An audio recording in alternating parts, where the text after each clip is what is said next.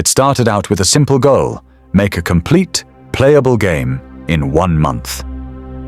At the start, things honestly felt great. Systems were coming together, ideas were flowing, and it felt like I was finally gaining momentum. But over time, everything started to slow down. Not because the project became impossible, but because the tools and support around it began working against me. One of my biggest issues with GDevelop is the lack of real, usable community support. Yes, there is a community, but it feels like everyone walks on eggshells. If you tag someone, you get warned. If you ask a question, you often get silence. That's especially frustrating when the paid membership literally advertises that you can ask questions in the Discord and get help from team members, which, in my experience, just isn't true. I asked very basic, reasonable questions, like how to properly use AdMob or how to grab more than one item, and instead of answers, I'd either get ignored or asked another question that led nowhere. The AI assistance made things even worse. At best, it helps maybe 15% of the time. The rest of the time, it ignores what you actually asked for and rewrites scripts based on what it thinks is right, often breaking working logic or forcing changes that weren't requested.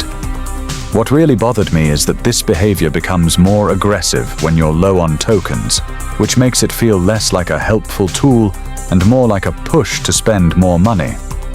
Between the unreliable AI and an unapproachable community, getting help felt harder than just brute forcing everything myself. Even with all of that, I didn't quit. I kept my membership, adapted, and kept building anyway. The game went through a ton of changes, rewrites, and redesigns as I learned what worked and what didn't. When I finally hit the 1-month deadline, I had a realization.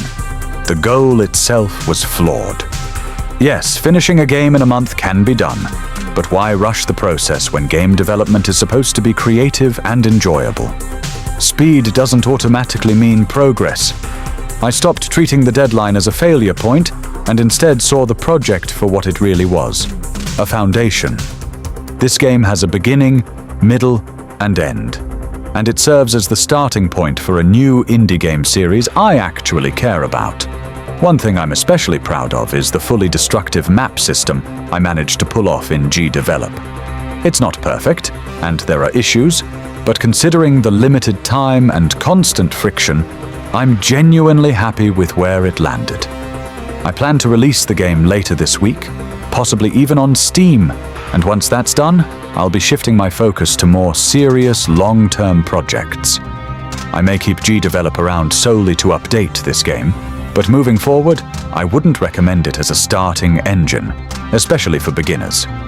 GDevelop isn't truly free, and between the paywalls, unreliable AI, and weak community support, it can end up costing more than it gives back. If you're just starting out and want an engine that respects your time and effort, I'd strongly suggest looking into Godot instead.